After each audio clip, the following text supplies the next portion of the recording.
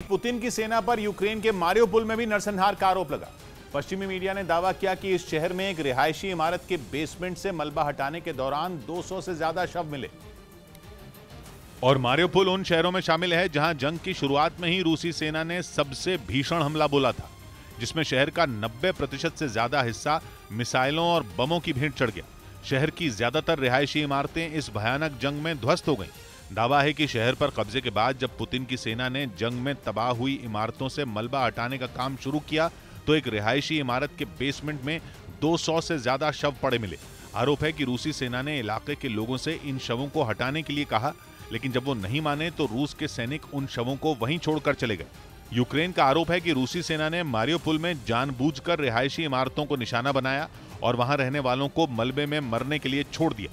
और यूक्रेन की सरकार ने दावा किया कि 3 महीने तक चली भीषण जंग के दौरान मारियोपोल में कम से कम 22,000 नागरिक मारे गए।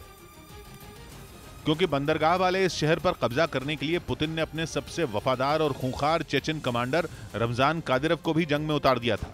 दावा है कि चेचन लड़ाकों ने पुतिन के सैनिकों के साथ मिलकर वहां अपना सबसे बेरहम चेहरा दिखाया। उन्होंने न सिर्फ रिहायशी इलाकों पर कहर बरपाया, बल्कि उस थिएटर पर भी बमबारी की जहां बड़ी संख्या में लोगों ने शरण ली थी।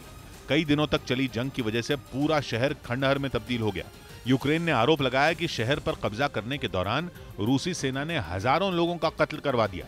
वहीं यूक्रेन का आरोप है कि मारियोपोल में रूस ने अपना प्रोपेगेंडा फैलाने के लिए ट्रकों को तैनात किया है। मारियोपोल यूक्रेन का वो इलाका है जिस पर रूस कब्जे का दावा कर चुका है, लेकिन इसे यूक्रेन से हथियाने के लिए पुतिन की सेना ने लंबी लड़ाई लड़ी थी, जिसके बाद ही मारियोपोल पर रूस का कब्जा हो पाया था। इस बीच यूक्रेन का आरोप है कि रूसी सेना अब वहां अपना प्रोपेगेंडा फैलाने में जुटी है, जिसके लिए वो ट्रकों का सहारा ले रही है। वहां के एक इलाके से सामने आई तस्वीर में एक ट्रक पर बड़ी स्क्रीन लगी नजर आई, जिसके आसपास कई लोग खड़े दिखाई दिए। आरोप है कि रूसी सेना जंग से जुड़ी खबरों के नाम पर मारियोपोल के लोगों की आंखों में धूल झोंक रही है और सिर्फ रूसी चैनलों की ही खबरें उन स्क्रीन पर दिखाई जा रही हैं, जिससे वहां के लोग गुमराह हो सकें।